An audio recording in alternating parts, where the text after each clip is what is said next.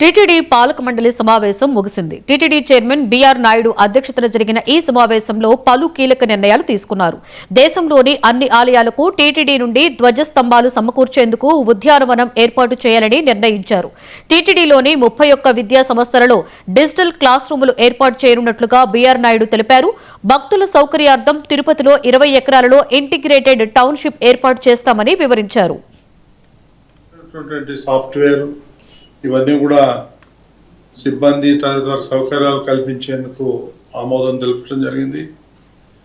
ముంబైలోని బాంద్రా ప్రాంతంలో ఉన్నటువంటి ఈ మధ్యనే ఒక 800 గజాలు మహారాష్ట్ర ప్రభుత్వం టీటీడీకి ఇచ్చింది.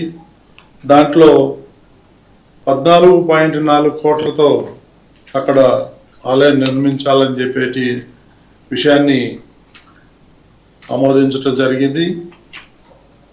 భక్తుల సౌకర్యార్థం తిరుపతిలోని 20 ఎకరాల్లో ఇంటిగ్రేటెడ్ టౌన్షిప్ నిర్మాణం చేయాలని అనుకున్నాం.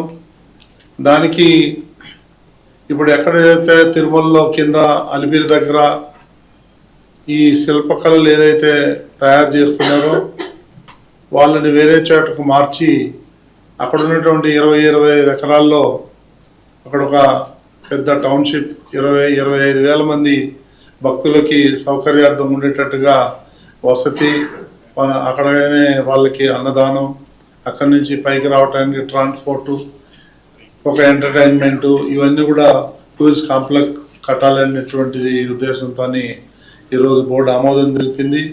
దానికి తయారు చేసేదానికి ఎవరైతే ఇంపార్టెంట్ పెద్ద ఆర్కిటెక్ట్ వాళ్ళని కూడా ఇన్వైట్ చేయాలనే ఉద్దేశంతో తీర్మానం చేయడం జరిగింది.